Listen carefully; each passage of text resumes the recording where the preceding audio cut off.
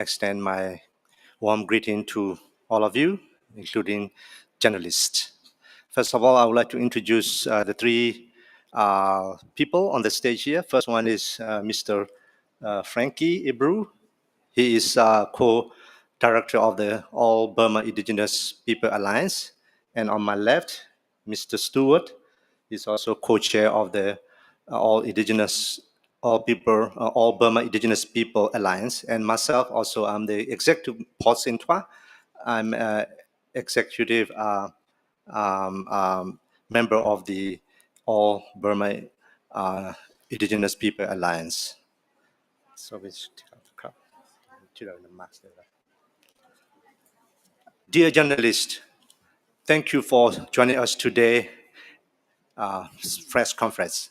As you already know, almost 2 years following the February 1st military coup, Myanmar is facing a very difficult situation. The conflict has reignited across the country.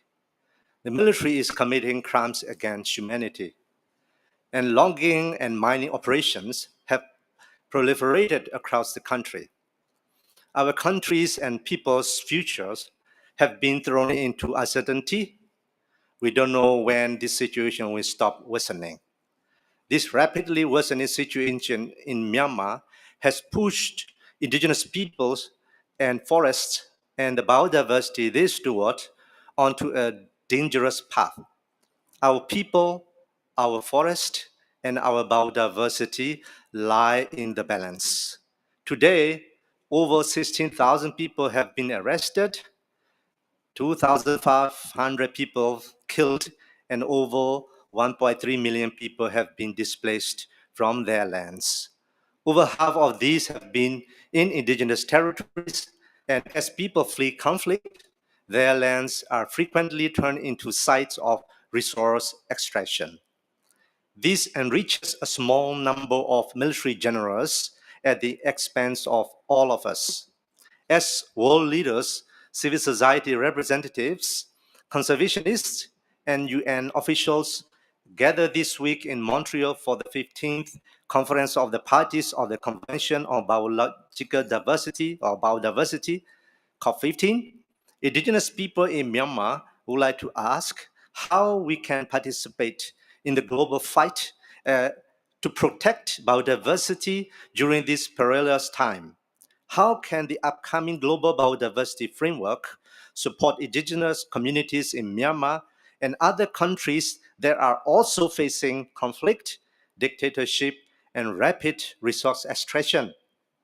While plans like 30 by 30 may seem like a bold step to protect the world's remaining biodiversity, nothing could be further from the truth for indigenous communities in countries like Myanmar. In Myanmar, most forests and biodiversity are in the territories of indigenous peoples, protected according to local practices, values, and customs of stewarding communities. Centrally controlled protected areas, on the other hand, have presented significant threats to both the human rights of local and indigenous communities and the sustenance of biodiversity. In northern Kachin state, in northern Burma, for example, the land inside protected areas have been granted to agribusiness companies to control and clear forest land. In the southernmost Tenintayi region, protected areas have threatened to displace thousands of indigenous communities and aggravate long-standing conflicts. Since the military coup, the military has clear-cut wildlife reserves and protected areas across the country, looking for quick cash to continue their war against the people. If plans for 30 by 30 go ahead without guarantees for the recognition and participation of indigenous peoples and their territories, it will lead to expensive land confiscations and human rights violations. This will be worse in countries like Myanmar, where indigenous peoples have faced militarized violence at the hands of military dictatorships. For this, I would like to turn to my colleague Frankie to share about the indigenous communities lay a path forward.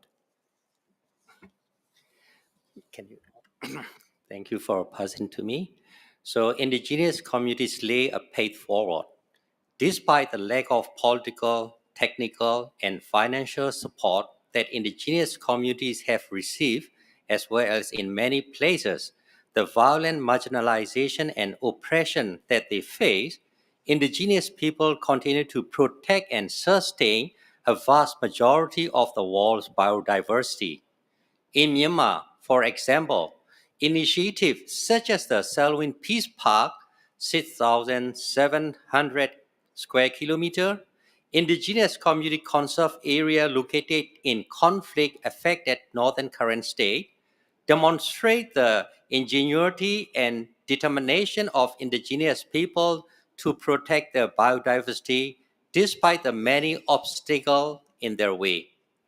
Similar initiatives exist across in Myanmar's southernmost Tendai region, the Naga Hills in Myanmar Northwest, northern Kachin State, eastern Shan State, and Karenni State, all under the control of and driven by indigenous communities with long histories of oppression and marginalization by the central state. As is the case across the globe, a vast majority of Myanmar's biodiversity is protected by indigenous communities against threat of predatory states and corporations which seek destroy and accumulate wealth from their territories. Maybe I may ask my friend, my colleague, to continue the statement. I would like to stress a little bit on global biodiversity framework in Burma. In order for the CBD's GBF to be a success in countries like Myanmar, we think that it must work with the indigenous peoples' biodiversity frontline defenders and not against them. In order to achieve this goal, we call for enforceable guarantees to be made for the recognition and protection of customary and indigenous rights. In a country like Myanmar, these have never been recognized, and in order for biodiversity to be successfully protected, these rights must be enshrined in any future bottom-up federal state, or the indigenous communities will immediately become vulnerable to dispossession. This is a key issue for indigenous peoples across Burma and dire threat to the globally important nature that we steward.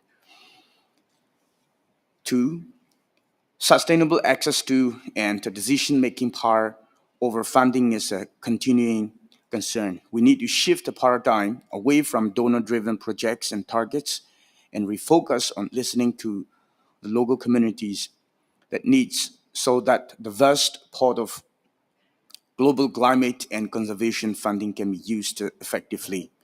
To ensure the sustainability of community-driven initiatives, donors need to think long and hard about grant accessibility, including simplifying requirements and ensuring fair access. Three, the indigenous people's decision-making power is also important in international legal instruments like the CBD, where we continue to be denied any meaningful input.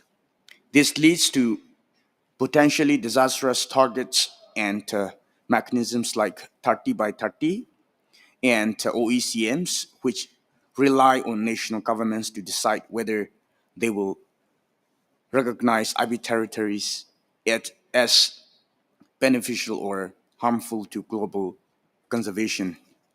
Burma is a clear example that this is not enough. Thank you. Okay, now let me conclude that to achieve a healthy and peaceful future for all in Burma, Myanmar, we need to guarantee real power and protection for IPLCs. The indigenous-led conservation, such as the Selwyn Peace Park, is one example of how and why this should be ensured, recognizing the value that is already present within our nation rather than trying to reinvent the wheel. Suppose indigenous peoples in Burma and globally do not receive the financial, technical, and political support. They need to strengthen and maintain their territories. In that case, the international goals and targets the post 2020 global biodiversity is chasing. Even the recent universal human rights to a clean, healthy, and sustainable environment will remain nothing but words on paper. With that, I would like to conclude the opening statement. And now we would like to also take questions. And thank you very much.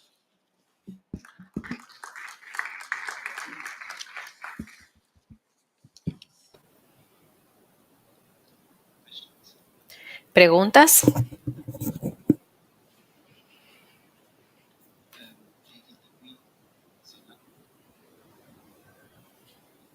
Usted sabe. Your forest and indigenous right, what on which target are you betting?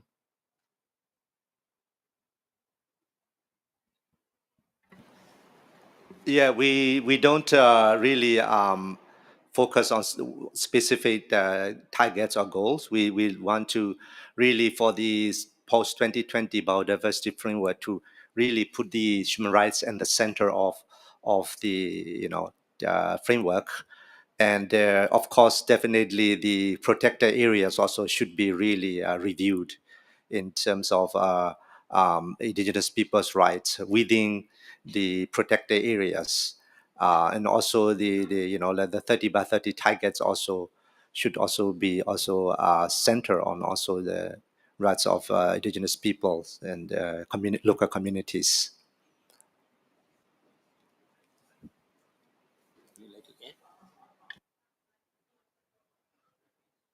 Yeah.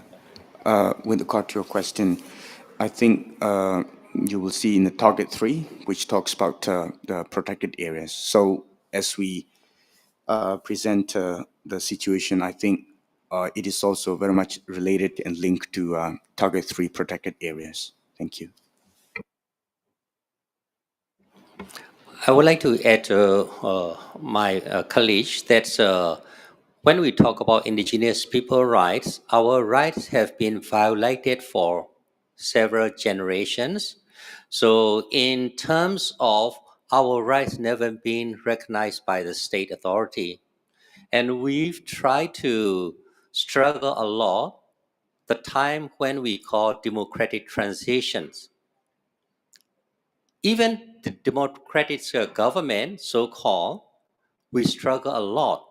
We cannot move forward. There is only a small thin space for us to raise or address indigenous people rights. But then in 2021, when the military take over the power, all of the doors closed. We don't have any space. So we came here and we would like to let the international know that in order to achieve our biodiversity goal, without giving a platform and a chance for indigenous people in Myanmar country, then we don't think this kind of biodiversity like promises given by our country is just nothing.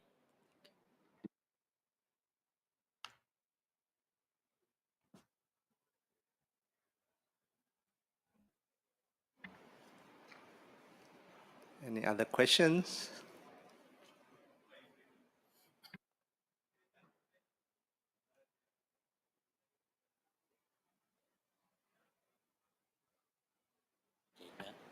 Yeah.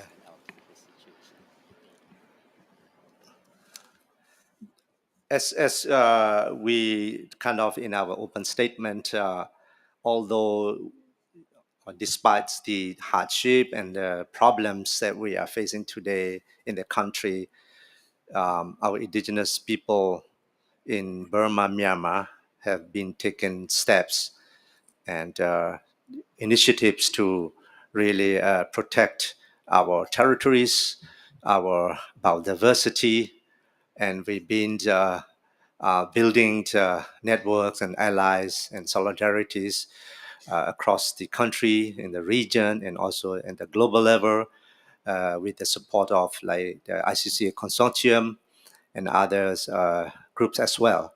So we would like to stress the importance that even the political situation in the country, we would like to call on the world to understand our situations and also to support our initiatives, and then also to really remind them that in conflict situation like Burma and all, of course, other countries that we all know that also facing similar situation. So it is very dangerous if the conservations and if the biodiversity conservations and or implementation or operationalization of the the CBD, the post 2020 framework, without really understanding the country's the context and like the human rights records that have happened, like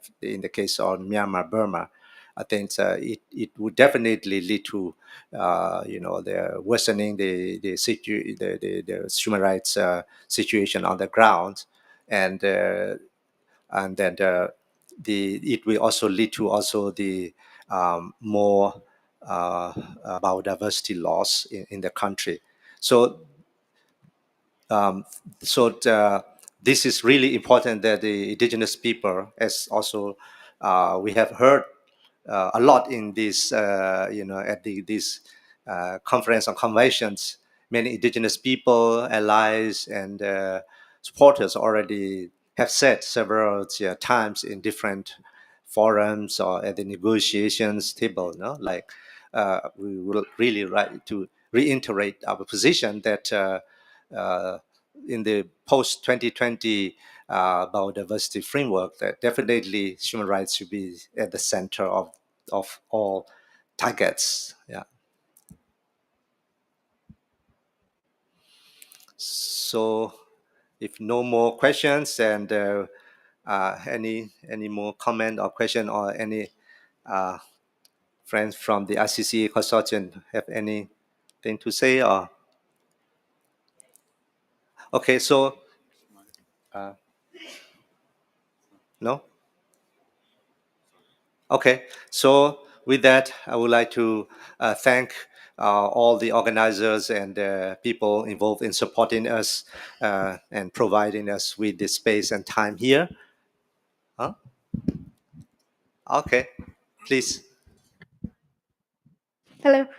Thank you so much for this opportunity to be able to ask you a question. So, as a country from a developing perspective, what does Burma and Myanmar require from the global north or the rich nations in order to be able to sustain towards the action for biodiversity conservation?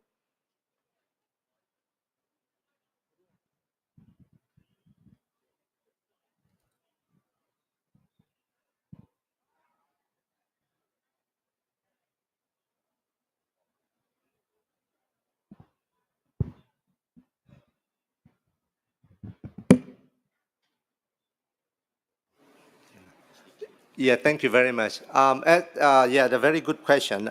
Definitely, we want the countries from the global north to really understand the situations in our countries, and of course also apply to other countries in conflict.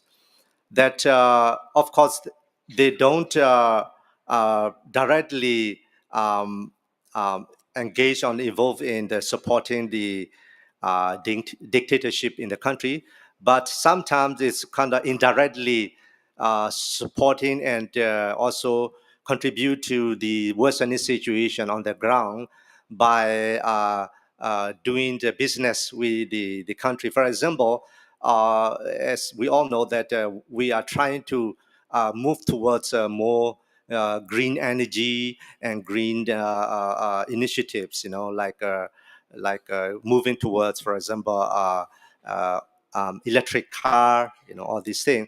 And then, that those things that they need, the raw materials also coming from the countries like Myanmar. For example, the rare earth, no, the rare earth things that they also we learned that from the Global Witness report this year say that Burma is the source, for the heavy metal, rare earth things that also is alarming for us. So, for example, that kind of situation, we don't want the developed nations to be supporting, the raw material that will be extracted from our countries that will pollute our rivers, our forest, and also causing more harm to our indigenous people who are already facing the atrocities at the hands of the current military dictatorship. Yeah. I uh, I want to add a little bit on that. With regard to the context in Myanmar, what we expect is, especially from the international community and the global North, to treat Myanmar as now this time as extraordinary context, which is very much different from other countries, from other contexts. And the other thing is, in order to achieve the goals that you mentioned, I think the prerequisite is the recognition of the existence of indigenous peoples, indigenous communities in the country, because all the big things that we say over here in the CBD event, from different parties, without the recognition of the indigenous peoples, it is going to just disappear in thin air. And also, with regard to this, it's also linked to the nature resources extraction in Myanmar. Or when it comes to nature resources extraction, we tend to blame usually, on China alone. But I think the narrative should be treated now from a different perspective also, because the global North, the developed countries, the demand that comes from the global North. Of course, China produces, but the demand, so coming from the global North. So it is not just China, it is also the West, the global North. For example, in the case of, as my colleague mentioned, this rare earth, rare earth, of course, it is extracted in Myanmar by Chinese companies, but from where it is sold, who is demanding it, So we need to look into that. Also, we would like to request the global North, the so-called developed countries, to look into this matter very seriously. Thank you. Okay, thank you very much for the opportunities and. Yeah. So yeah, we have a few minutes left. Yeah.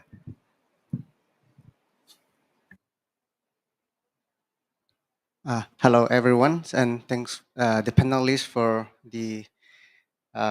So I have uh, small questions, and then you said that there's are because of the ongoing conflict and all, there's are biodiversity threatening. And can you also give us example of the biodiversity threatening that have been happening in the Myanmar, and then also what can be the international role for what kind of uh, message that you want to give to international? Thank you.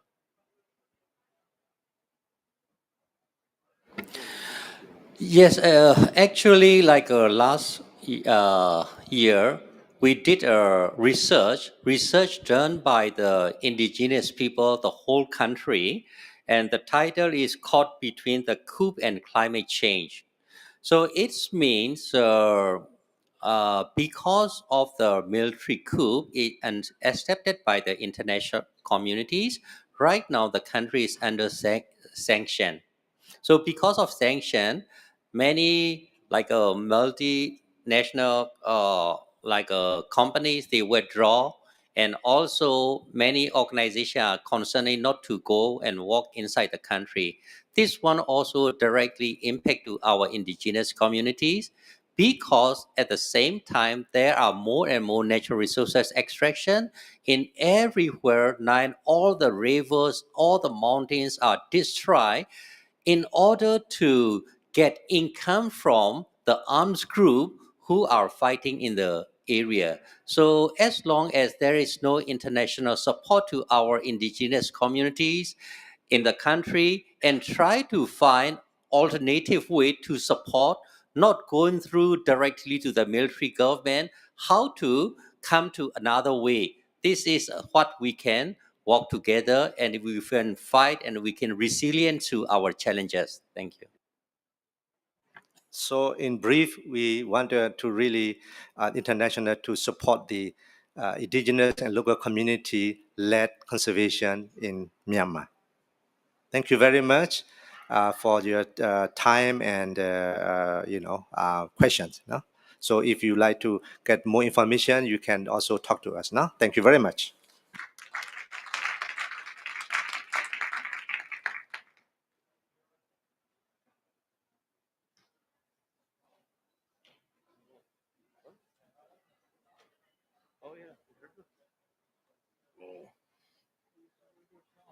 See you guys in a bit.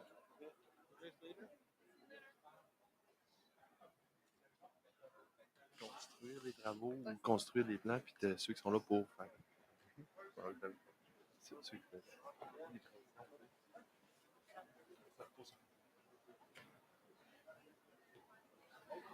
Yeah,